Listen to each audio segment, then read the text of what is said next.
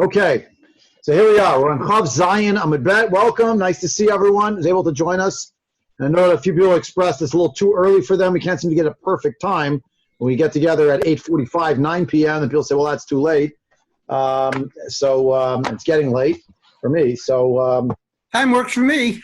Well, we'll stay here right now at 7:15, and we'll see how we go. Obviously, at some point soon, the time's going to shift back, and then we're just going to make our shiur. We'll make the shiur again 8:15, and then 8, whatever it is. Okay, let's go. We've been focused a lot on Rabbi Eliezer ben Horkanus. We're going to focus on him a lot tonight, and just to realize, he drove. You could say he drove a hard bargain, a man of high standards. These were his shitas when it came to the mitzvah of Sukkah. He had these shitas, we'll see soon, in general, a very high standard, very demanding and exacting standard for himself about how he conducted himself. He learned much of this from his Rebbe, Rabbi Yochanan ben Zakkai. The sugya that we're in the midst of now is connected to a story that appeared on 27a that related to the idea that Rabbi Eliezer basically, well, actually two things on 27a. Number one, does Rabbi Eliezer does maintain some minimum number of meals inside the sukkah. That's one issue. The second one is modification of that. It's not a minimum number of meals, but just he relents on that point. But he does maintain that if you miss the first night of Yom Tov, you can make it up even on the 8th night of Yom Tov, even though you're no longer in the sukkah. And then we had two vignettes about involving Rabbi Eliezer. One was a follow-through on this idea that perhaps that extra meal, the makeup meal, could be composed of mine targima. And a big discussion, what is mine targima? From there, we took the off-ramp off the highway to talk about Seudah Shlishit and everything connected to it. And then there was this story about the apotropos of Agrippus saying he only eats one meal a day. Isn't that his teshuvut kein taduru? And being told by Rabbi Eliezer, well, wouldn't you eat a parperet, some kind of like a little dessert item or something that's a small quantity of something? In other words, you could say almost like mine targima. And then a machloket, if Rabbi Eliezer there meant that's a small meal, snacks equals a small meal, or if he meant the small foods that you will eat will open your appetite, or whet your appetite, and then you'll be able to have a second meal, whatever it is. The second story was a story of a man with two wives, one in Tveria, one in Tzipori, and the reality that Rabbi Eliezer maintaining that one cannot leave one sukkah to go to another sukkah. His high standard that a sukkah has to be the same sukkah for all 7 days, that it cannot be a shared ownership, and that one's fulfillment of the mitzvah is only and exclusively by having the mitzvah fulfilled in a particular sukkah on a particular site. And we talked about the idea that what happens if it falls down, everyone agrees that Chol Hamoed you could rebuild. That's top of Chav Zayin with Bet, but the question of whether you could use different building materials when you use the same was Machloket, Rashi, Tosfot. This led us to a more focused discussion about the idea that ulekachtem lachem, etc. Take for yourself lachem, but means mishalachem, has to belong to you. What about sukkah? So it's for you. You have to make it. You're the one who's responsible, and therefore it has to belong to you exclusively. And the discussion about the possibility that perhaps that's not exactly true. Rabbanan disagree with Rabbi Eliezer. Unlike the drasha of lachem mishalachem, the 4 species need to be yours, belonging to you. That is entirely accepted and indisputed. We're going to come to that headquarters. That'll be in chapter 3 in Perek Lulav Hagazel coming up. But the question about whether that applies to sukkah is a machloket. I'll just zoom out here for a moment to mention on a methodological score, the fact that the use of the language in the Torah can be suggestive of certain things. But unless there is either some kind of authoritative tradition about what the word itself means, what its significance is, or minimally, there's some kind of consensus that this is the correct interpretation, creative interpretation though it may be. If neither of those things is true, you can't just make a fruit salad out of the Torah, right? That should be like an obvious point, but I don't know, Gedilim Tasalacha. You have to make for yourself fringes, tzitzit. Can you borrow someone else's tzitzit? Yeah. No, maybe not. It says Tasalacha, so you can't do that, you know. So where do you apply words as being omni-significant, meaning in that place where you found them, oh, that is a particular meaning that we're darshaning? And when is it? No, it's just a language. It's just what it says. I'm dealing with a little bit in my Chumash class, and this came up in a shir I gave just now this last week to the Ida Crown Jewish Academy is running a summer kollel for high school boys that our own Rabbi Sprung, also our own Rabbi Moshe Simkovich, are organizing together. It's beautiful. They asked me to give a guest shir. So this subject came up also about drushas and about asmachtas and related to what is a stam mishnah, what kind of consensus does that represent or not represent. I don't want to go off topic, but just to say, you know, the back and forth on much of the middle of the page, which we already learned last time, between, thank you, Yedilim Taset Lach, Art Roth, 2 points, thank you. What would I do without you? Typical Orthodox rabbi, he butchers terribly the psukim. All right, not terrible, Lach Lecha, but you're, thank you, keeping me honest with that. It's very important to quote the psukim accurately if you can. Much of the drasha on Chav Zayin Amud Bet, the machloket back and forth, Chachamim and Rabbi Eliezer, is on this subject of what are you going to do with another pasuk? Basukot tishvu shivat yamim, kol ha'ezrach v'Yisrael yeshvu basukot. Right. So the Chachamim are arguing, well, that means every Jew could potentially sit in the same sukkah. Bit of a discussion if that really means literally everyone in the same sukkah at the same time, or if it means one after the other. It seems to be one after the other, because if they all sit in the sukkah at the same time, this theoretical sukkah, which is a beautiful idea I mentioned already last time, every sefer of Drush, everyone, not just Hasidim, everybody loves talking about that Sukkot is the holiday of unity. Every Jew could be in the same sukkah, and it's a holiday of unity because there are 4 different species, and every Jew is represented in one of those 4 species, yeah? But here's something else.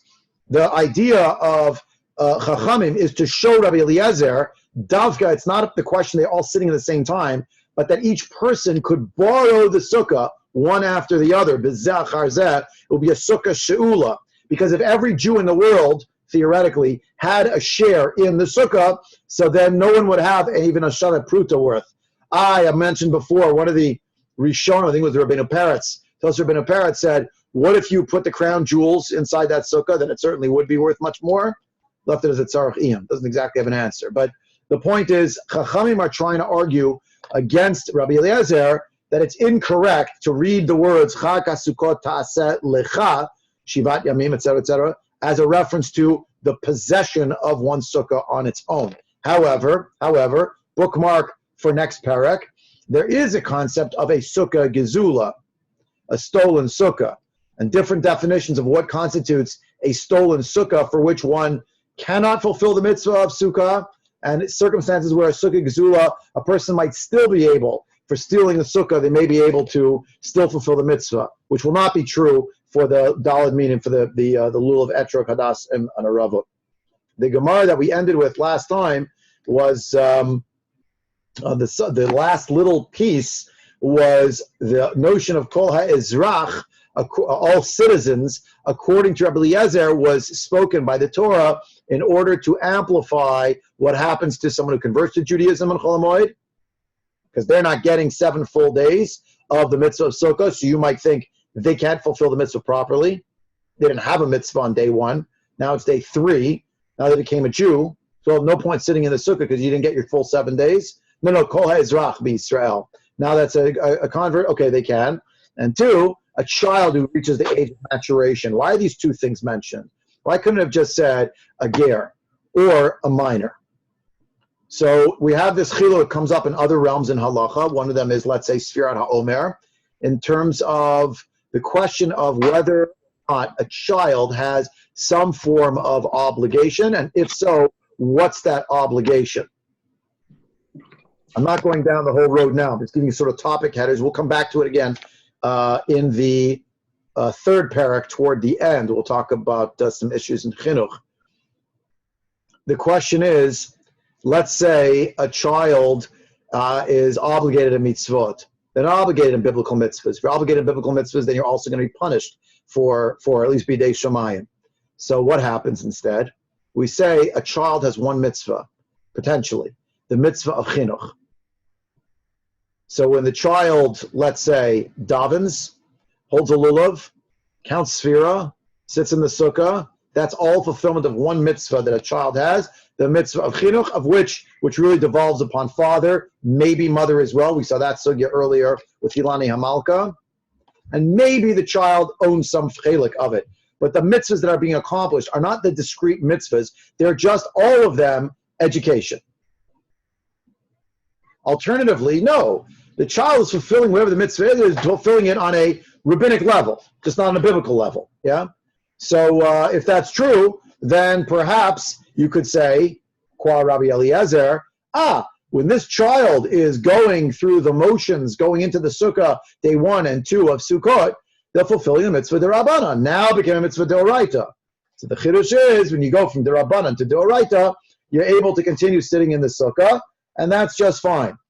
If, however, you hold that the mitzvah of sukkah, the mitzvah of Dalet Minim, the mitzvah of lighting Hanukkah candles, the mitzvah of tefillah, the mitzvah of Talmud Torah, everything a child does is only and forever one thing, and that is the realm of chinuch, then now we have an issue. We don't actually have a full expression of the mitzvah of sukkah that took place before. With regard to the ger, everybody agrees. The ger didn't have mitzvahs at all. Now, the Chachamim say, they asked the Chachamim at the end of the Gemara, Chav Zayin and Bet. So what do you say about about this issue?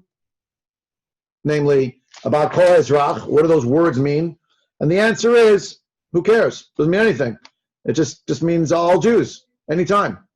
Every Jew could sit in the same sukkah, sharing the same sukkah, and he could borrow it. However, why don't they need a drush of Kol Ezrach to add in a convert and a child? The answer is, because the Chachamim don't have any hakpada that you have to have 7 full days of sitting in the sukkah. Every day stands on its own. Follow? Good? Okay, so this was just kind of part 1. And now let's go to the actual new section of the Gemara. Okay.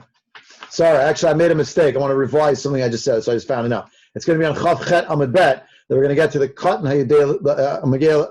Katan Shehigia Lechinuch. We're going to see after what that is. The Katan Shehigia Lechinuch. I forgot.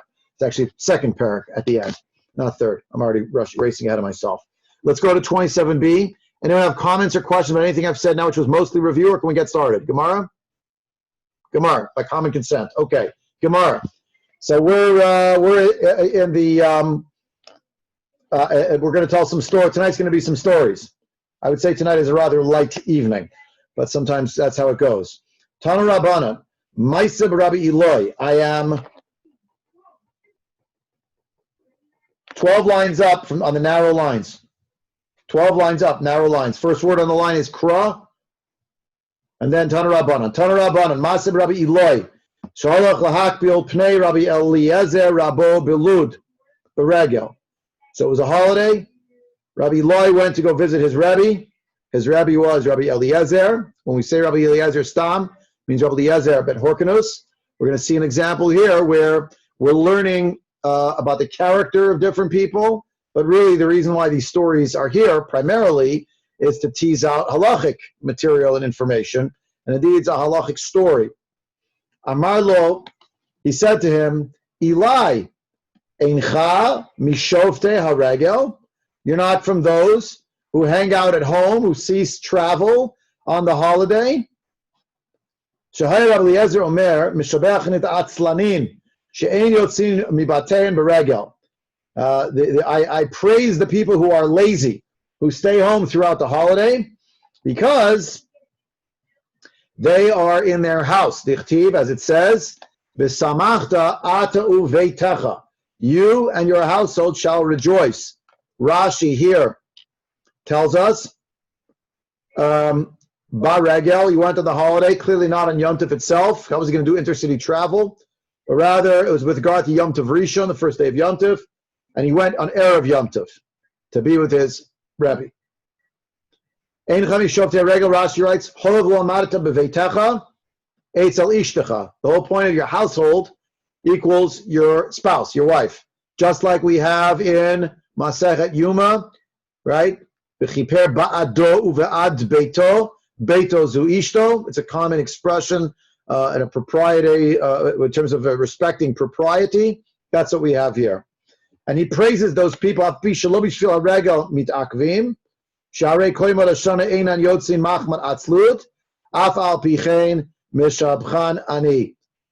though the reality is all the days of the year these people are lazy and they don't go out of their house in general, I praise those people for staying home also on Yom Tov, because it shows that they really care about Yom Tov, even though it wasn't really true, it's just they were lazy in general. So back in the Gemara points out, Eini, is that true? Is it true that one could make the claim that it's better to stay home on the holiday? Rabbi Yitzchak, minayin shechayev adam lahakbil pnei rabo beregel, shenemar, madua at holechet elav hayom, lo chodesh v'lo shabbat, michlad v'chodesh v'shabbat, mechayev inish lakbule ape rabe.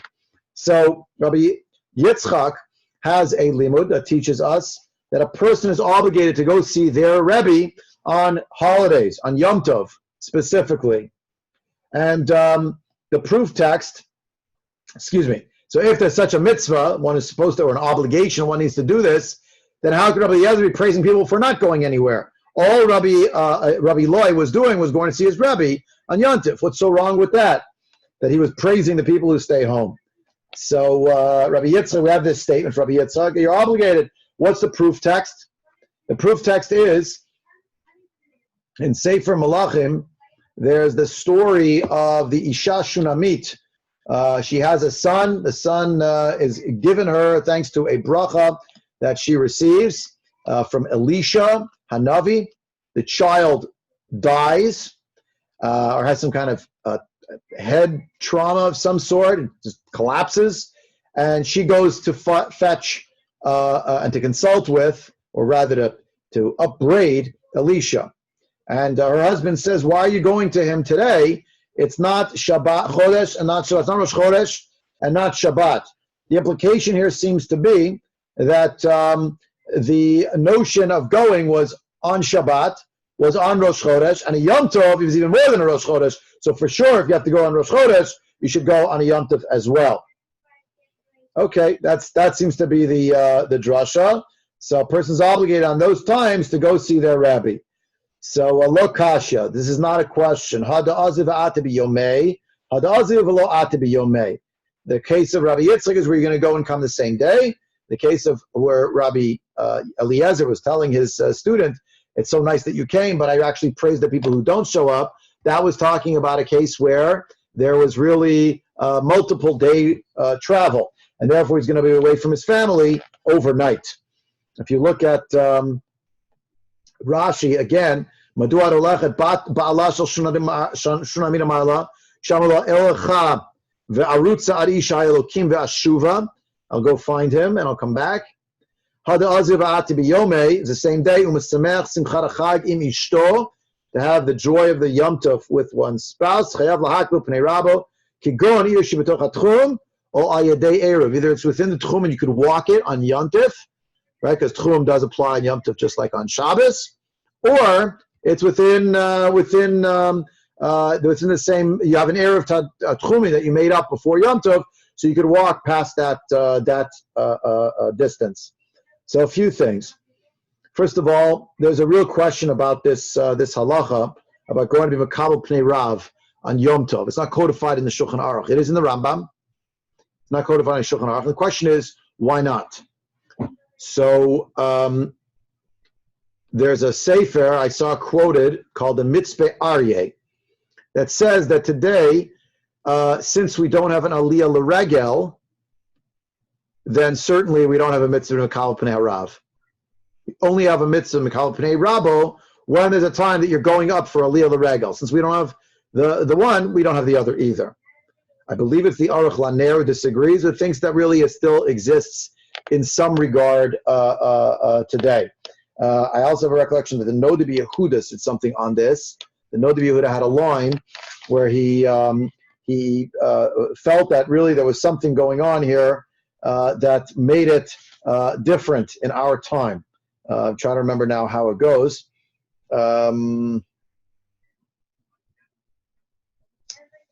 Oh, sorry. It was actually, I'm sorry. I got the names wrong. It's the Nod of Yehuda is the one who says we can't be better than Hashem. So we can't propose that someone has to go visit their Rebbe at a time when they're not going to be Mekabel Pnei Shechina in the Beit HaMikdash. Okay. The Aruch LaNer thinks it's still an obligation. That part at least I did get right. Okay, fine. Let's go on. Sorry. One other thing I wanted to mention. These are stories, the Ma'aser Rav. You see that the Rebbe was not just teaching in the classroom. There's testimony that seems to be halachic testimony about how he held and what he did based on a Ma'aser Rav, an actual story that happened with him. Something he said, something he did, trying to reconcile it with other halachas and the like. Okay. And you could argue that his whole idea of Teishvu Kein Tadur that we had in the Mishnah, Chav Zayin Amud Aleph, was bound up with the idea that one lives in their home with their family, so you can't be away from them on Yom Tov. You just can't do that, which is interesting, by the way, because among Hasidim, they brought back this idea, as some of you know, from some of the trends of the current period that we're in, favoring the great Rabbi Nachman Breslover, who would tell us Hasidim to visit with him on Rosh Hashanah, on Shavuot, and Shabbat Chanukah. Shabbat Chanukah is a non-starter to go to Ukraine. I was there around that time. Absolutely a non-starter. There are no paved roads. You can't get anywhere. Shavuot, people enjoy being outside, I guess. So they're home. Rosh Hashanah, that's when a lot of people go. So I'll just remind you the quip they say in the name of Ovadia Yosef, that Elul became Rosh Tevot, Ani Leuman, V'ishti Levad. There you have it. That was his critical line. Okay, so just to think about that, about how that came to be. But all right, not for now. Not to take away. We go back a few weeks. I know it's 1900 years apart, but that whole sikha that we had from Rav Lichtenstein, who said, "Stop doing your tiyulim on Sukkot. You're supposed to be home with your own sukkah." And here he's leaving his own sukkah. Yeah. Well, don't forget, Rav Lichtenstein's stay home was not because you have to be in your home sukkah. You go to friends, you go to family. His point was, why are you shortchanging the mitzvah of sukkah and claiming that is because of some educational conflict about wanting to educate about Israel? Yeah.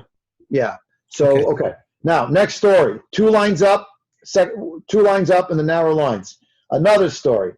Tanu Rabbanan, Maisib Rabbi Eliezer, Sheshamet beGalil HaElyon, Besukato Shel Yochanan, Rabbi Eloi, Bekesari, Ve'amila Bekisarion. He was in Caesarea. You've heard of it? So he was in Caesarea. Now, it might not have been exactly Caesarea. There might be other places than in Caesarea, but it sounds about right. So it tells us that he was in this place, in the Galil HaElyon, and he was in the sukkah of Yochanan Rabbi Eloi.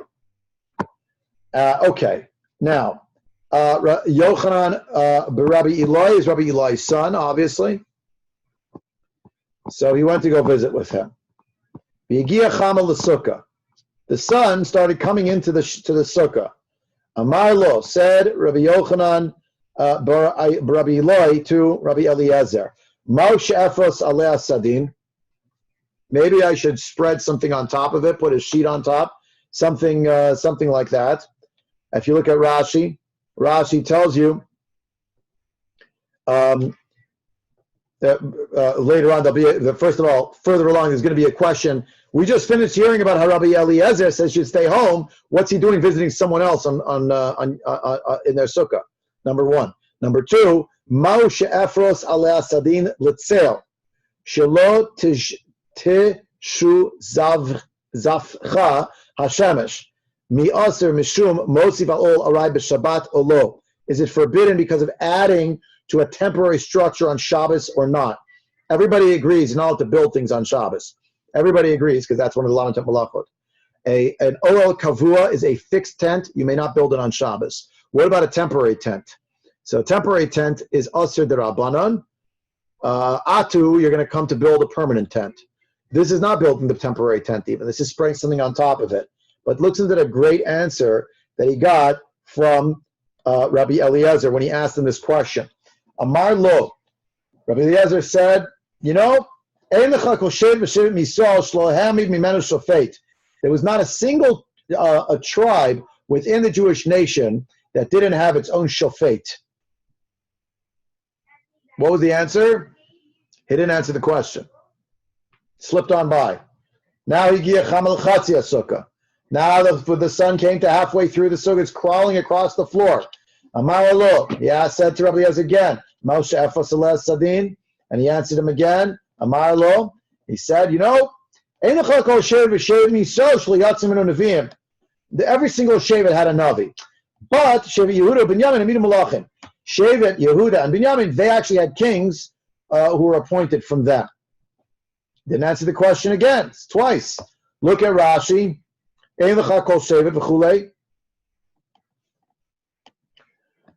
Rashi spills the beans. What's coming later in the Gemara?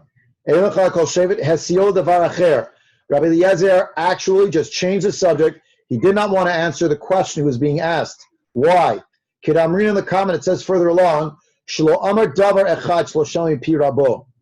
never said anything that he didn't hear directly from his rabbi. Talk about feeling hamstrung. He couldn't answer a simple question in halacha because he didn't hear it from his rabbi directly. It's a strange idea. So look at the next Rashi. Shlohemid Shofet Moshiach Yisrael, someone who saved the Jewish people. Otan Shayu Mishemet Yoshua V'ad Shmuel Shemashach Shaul Melech. So it gives you the list from the time of Yeshua until Shmuel anointed Shaul. Yeshua Ephraim, Evan B'Yamin, Gidon Menashe, Harei Bnei Rachel, Shimshon Midan, Barak Mikadesh Naftali, Mikadesh Minaftali, Harei Mibnei Bilha, Itzban Zaboaz Mi Yehuda, Eli Mi Levi, Torah Mi Yisachar, Alon Zvuloni Mi Zvulun, Elu Mefurashim, Aval Otniel V'Yiftach V'Shamgar V'Yair V'Avdon Lo Yadati Shmot Shivten. I don't know what tribe they came from. Very interesting, by the way, because I could have sworn that Otniel ben Knaz associated Davka with Yehuda, but Rashi says no. Reuven, V'Shun, Gad, V'Asher, L'Matzatim Mefurish. Even though the Ezra said this, I didn't find explicitly that these tribes had their own shofet. Okay. Higia Chama now mit Pashetin mitkarevet. It's coming closer. Melachim api Neviim, Shaul David api Shmuel. Okay. Now look back now in the Gemara. I am now 1, 2, 3, 4, 5, 6, 7 lines up from the bottom in the wide lines toward the end of the line. The sun arrived already as it was dipping in the sky, and it hit the feet of Rabbi Eliezer. Natal Yochanan Sadin upires aleha. He took a sheet and he threw it over the sukkah. Hivsha Rabbi Eliezer talitul achorav v'yatza. Rabbi Eliezer took his talis, picked it up, made like this, and he walked out. Done. End of story. So the Gemara explains, Lo itmishi fligo bedvarim el mipnei shlo amar davar shlo shoni pi rabo. So look at Rashi.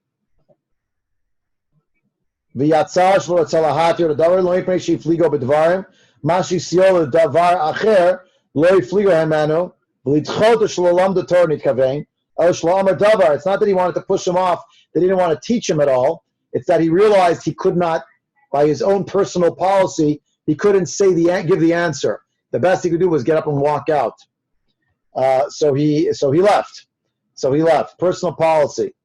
So the Gemara asks about this story. I mean, okay, that might have been his view, but couldn't say it. We have another question though. What's he doing in someone else's sukkah on Sukkos? How could he have done that? Rabbi Eliezer and Yotzim Sukkah l'Sukkah, right? We don't go from one sukkah to the next. So the Gemara answers, Regel Acher Havai. It was another Yontif. It wasn't Sukkos. Why were they sitting in the sukkah? Because they live in the Middle East. That's all. Rabbi Eliezer, yeah, but it says also they don't leave on a yontif at all. The Gemara says, yeah, that's true. Well, guess what? Shabbat Havai. It wasn't yontif, it was Shabbos. It actually says so at the beginning of the story. Yeah? So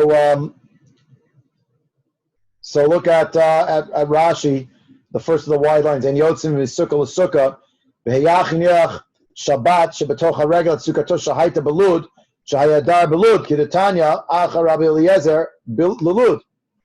So Lud to Caesarea is quite a while. So he wasn't getting back there. Oh, Shabbos. He came for she spent Shabbos up there with Yochanan Bar Eloi.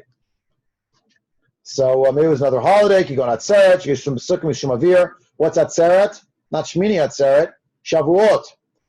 Maybe it was on Shavuot. He went to go see him. Okay. So now look at the Gemara again. The Gemara says the Tivshot le mididei ditnan pakar kachalon. Rabbi Kakachalon rather. Rabbi Eliezer Omer bizman shekashur v'talui pokakin bo b'imlav ein pokakin bo. V'chachamim omrim ben kach u'ben kach pokakin. What's the case? The case is where there was the thunder just on cue. The case is where a person has a window and they want to close up the window, but in the olden days, it's not like they had glass; they were sliding in a frame. It was like a hatch, and they could close it up. So, can you put that in on Shabbos or not? The question is that bona? You're completing the building. It's metakein, excuse me. So, are you doing that? So, the Rabbi Eliezer says if it's tied on to the wall, such that you're just picking it up, then it's obviously attached to the building already. It's part of the building. That's fine. The Chachamim say, regardless, it's an object that's only made for one purpose, which is the purpose of being that hatch that goes in the wall, so that you're allowed to do on Shabbos. Now, what are they arguing about? Are you allowed to add a temporary object to a binyan? And throwing a sheet on top of a sukkah is obviously quite temporary. So when we get into this, we're wondering, wait a minute, it's obvious that Rabbi Eliezer already held you can't add to an ohel on Shabbos, not even a temporary addition. It's the case of the pokakin has to be actually attached. In other words, to close the hatch that's already tethered to the wall is okay because it's part of the building. You're just reattaching it. But if it's on the ground, Rabbi Eliezer says no. And the Chachamim say you are allowed. Turn to the next page, Chav Chet Amud Aleph. We'll see the next sections. The facing should be on the facing page. Can everyone still hear me? My video seems to have gone bye-bye. Yes? Hear you. Okay. There we go. Okay. So hatam hu demavatel. Aval hachad lemavatel lo. So what does the Gemara here say? Rashi. L'hai pekak l'gabei chalon. V'chashiv le'mikotel atzmo. The pekak is part of the wall. Hilkach havei mosif. Therefore you can add. Aval sadin. Anan sa'adid l'lamavtil l'gabei sukkah. V'sofu litlo. No one argues that throwing this sheet over the sukkah is not going to be part of the structure of the sukkah. It's meant to be put there and to be removed. Therefore, it was not clear if Rabbi Eliezer would extend his prohibition about putting the pekak into the wall, which is, after all, a physical part of the structure, versus a guy taking a sheet and throwing it up ad hoc. And therefore, he was asking him the question because it wasn't entirely clear how he held. And he walked out, which means he didn't exactly tell us he didn't exactly tell us the answer. He just left. He sort of voted with his feet. He couldn't say what he thought. Let's forge ahead. Unless people want to speak and have questions and comments, we could hit the Mishnah tonight if we're lucky. Joda, please just unmute yourself. Is it okay now? Yeah. Can you hear? Is there a prohibition of shevach b'Shabbat, b'Chag? Sheva? Shevach, l'shabeach, improve. L'shapetz kilo, like to do that. Yes, if it's a permanent fix.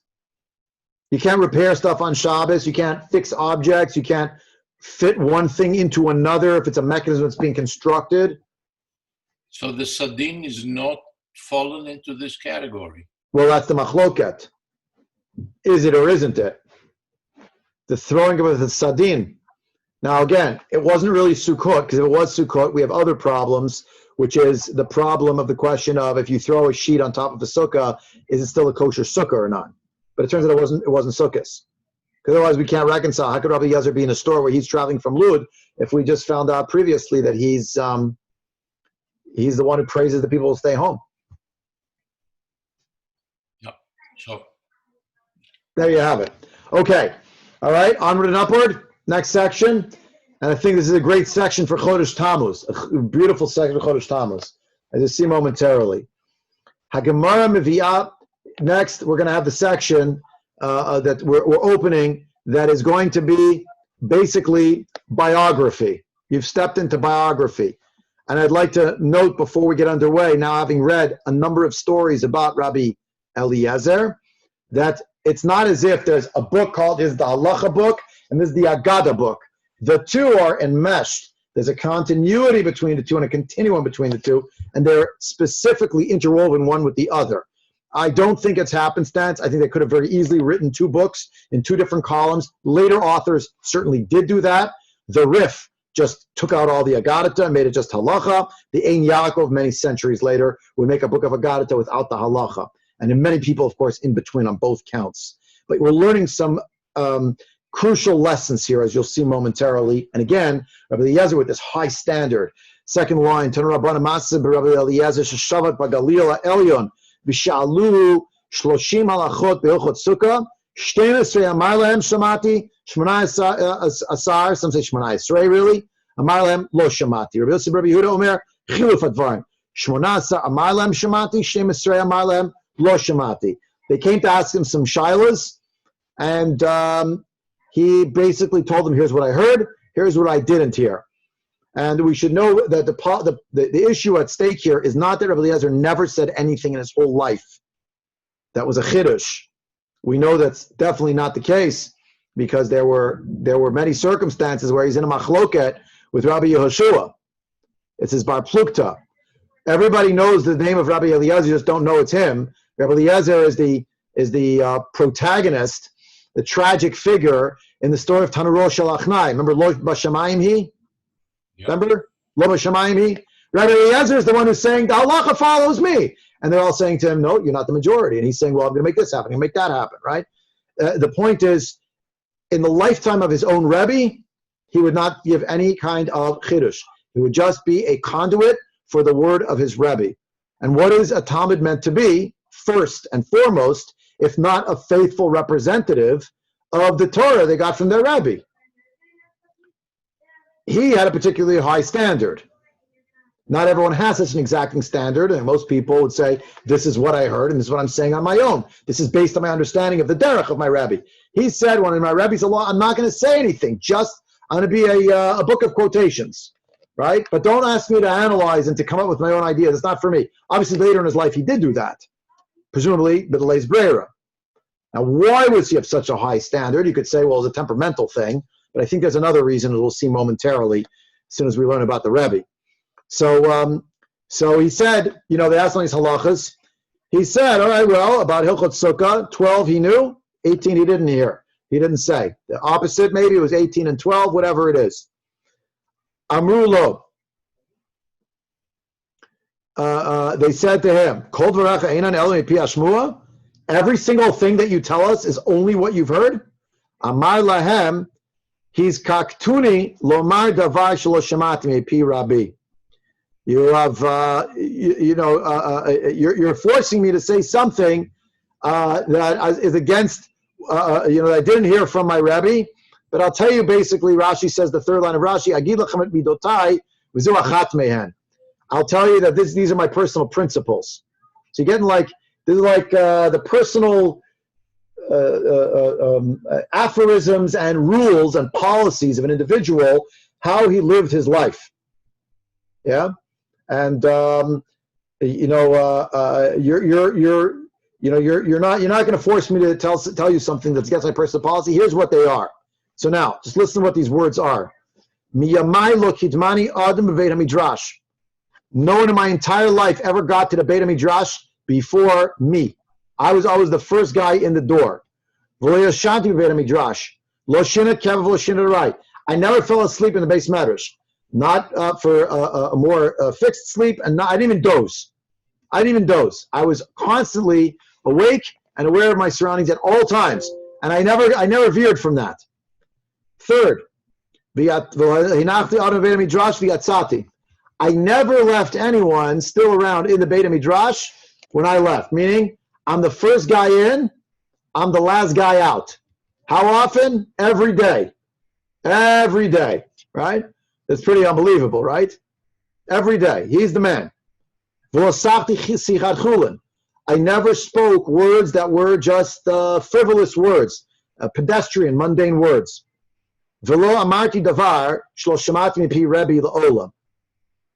I never said anything out loud that I didn't actually hear from my Rebbe. Now, why do we have to hear all this information? I'm the first guy in, I'm the last guy out.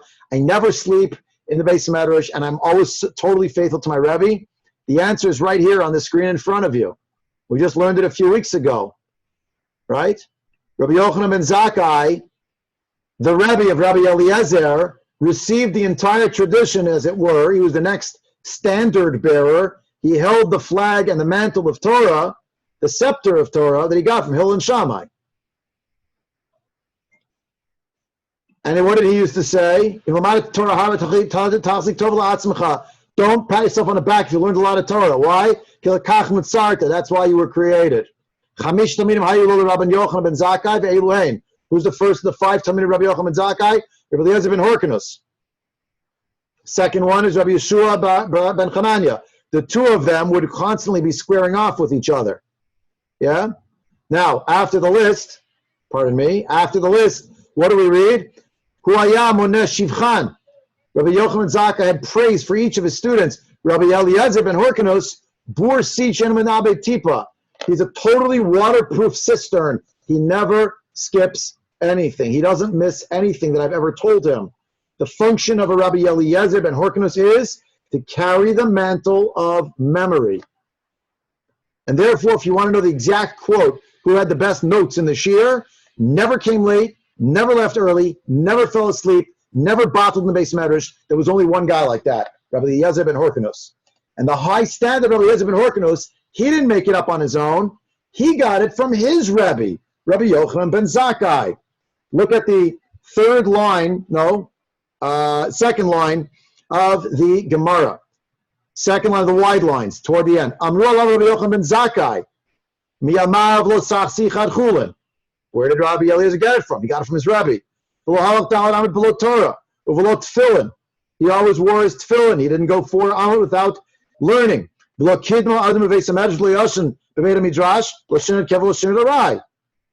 same things. He was the first one in, last one out. He did not ever think of Torah thoughts in the byways that were basically the open sewers. He never left someone alone in the base medrash and left. No one ever found him sitting and looking up at the sky. He was always learning. No one ever stood at the door to open the door for his students. He did it himself. Now, why did he do it himself? The Mefarshim have different ideas about why he did it this way. It could be that he did it this way because he was worried that everybody would try to claim that they're the teacher's pet. They're like the favorite of the Rebbe. So they opened the door for the Talmidim. He did it himself. He didn't want to bottle, another opinion is he didn't want to bottle his students from learning. They should have to keep getting up to open the door. So he went to open the door. Okay? And what is the last thing it says? He never quoted anything in the name of his Rebbe. I never said anything, that he didn't hear directly from his Rebbe. Why is this so crucial? Why is this so crucial? Everybody knows one story of Rabbi Yochanan ben Zakkai. If you went to Jewish summer camp, you know one story about Rabbi Yochanan ben Zakkai. What did Rabbi Yochanan ben Zakkai say to Vespasian? Tein li yavne v'chachameha. Rabbi Yochanan ben Zakkai, with his own eyes, witnessed the Churban of the Beit HaMikdash. he was the presiding person in exactly that time. We're coming up into 3 weeks next week, so it didn't exactly work out to be for next week. But I said, well, let's talk about it now. I got to go to Mincha in less than a minute, so we're gonna have to stop here. But what do we see here in this story? When did it become crucial that we're not going to let one drop of Torah dissipate? When there's total chaos in the world. Commensurate with that was the need to say, I will not quote a line that didn't come directly down the line from my Rabbi. So Hillel and Shama gave it to Rabbi Yochanan ben Zakkai. Once that he's holding it through the Churban. Who does he give it to? Rabbi Eliezer ben Horkanus, who has this strong sense himself of, I lived through the Churban, and my Rebbe was the chief rabbi. I'm going to now play fast and loose that nobody's going to be clear on what's happening. Total devotion, total dedication. Now, I don't want to take it one step further and suggest that that's why Rabbi Eliezer ben Horkanus had the shittas that he had that were so high and uncompromising. But it does leave one to wonder if that didn't inform it somewhat. Again, he had his reasons, why he held what he held. By the way, based on what we just saw now, so how could Rabbi Eliezer ben Horkanus, in the story in the Mishnah, he's held 14 meals, 2 per day times 7 days. Then in the Gemara it says that he relented. How can a man relent if he got it straight from his Rabbi, who got it from his Rabbi? The answer is that at some point, his Rabbi wasn't alive anymore. He was saying things on his own. But he was very concerned to toe the line. When his Rabbi's alive, he doesn't have the Horah, the Heter Horah. And when his Rabbi is still alive, he's only going to be the conduit of everything his Rabbi. You have a Shaila? Go ask my Rabbi. I don't know. But once the Rabbi's left the world, so there's no choice. There's much more to say here about Rabbi Yochanan ben Zakkai. I have to stop here tonight. But you see this powerful persona, Rabbi Eliezer and Rabbi Yehoshua ben Hanania, the other Talmud of Rabbi Yochanan ben Zakkai. Who was their prime student? Rabbi Akiva. And who was one of the students of Rabbi Akiva? Rabbi Yehuda bar Eloi. Rabbi Yehuda bar Eloi, whose father, Eloi, had learned with Rabbi Eliezer. Yeah? Understand? Understand how it works? So you see the chain right here, and you're looking at it in this Gemara, but you see that the world is crashing around them. We're not going to say anything if we didn't hear it from the Rabbi, and we're not going to miss a minute in the base medrash because we don't know what's coming up next in our period of grave uncertainty of the time period of Churban Abayit. Yeah? Okay, so that's something for us to think about. I wish everyone a great week. It's so lovely to see everybody, even those who give me a black screen, but I know who you are. I see your names. So I wish everyone all the best. Next week, God willing, again, 7:15, and we'll learn. We'll continue learning. There's Mincha at 8:15. If you're not coming in person, try to daven Mincha at 8:15. There's a schus daven the same time as the shul, and then we'll have the Tillim Zoom. If you can't keep up, the mini goes a little quickly these days, but you can still catch at least the beginning of the minyan. There's still a schus for that, even if you don't hook up to the Zoom. Have a good